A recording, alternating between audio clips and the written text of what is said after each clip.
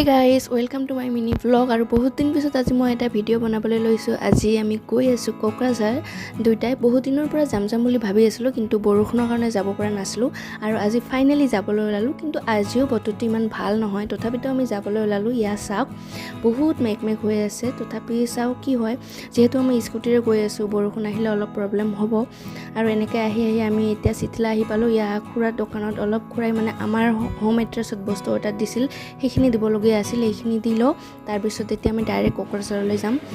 আমি আহিয়ে পালো আৰু আহি প্ৰথমতে আমি খাবলৈ আহিলো হোমষ্টে ৰেষ্টুৰেণ্টত কাৰণ ভোক লাগিছিল। ইতিমধ্যে 3:30 হৈ গৈছিল আৰু আমি অৰ্ডাৰ দি বহি আছিলো আৰু ইয়া চাওক আমাৰ খানা আহি গ'ল আৰু হাজবেণ্ডে প্লেটবিলাক মুচি আছে খাবৰ কাৰণে যিহেতু বহুত ভোক লাগি আছিল আৰু আমি অৰ্ডাৰ কৰিছিলো এগ চাওমিন আৰু ইফালে আছে চিলি চিকেন আৰু এগ ফ্ৰাইড ৰাইচ। এতিয়া আমি সোনকালে খাই লওঁ কাৰণ আমাৰ আৰু বজাৰ কৰিবলগীয়া আছে অলপ।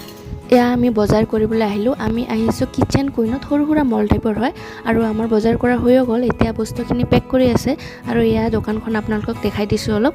আৰু আজিৰ ভিডিঅ'টো ইমানেই আছিল। যদি ভিডিঅ'টো চাই ভাল লাগিছে তেনেহ'লে লাইক কমেণ্ট শ্বেয়াৰ আৰু ছাবস্ক্ৰাইব কৰি দিব। Bye bye, take care.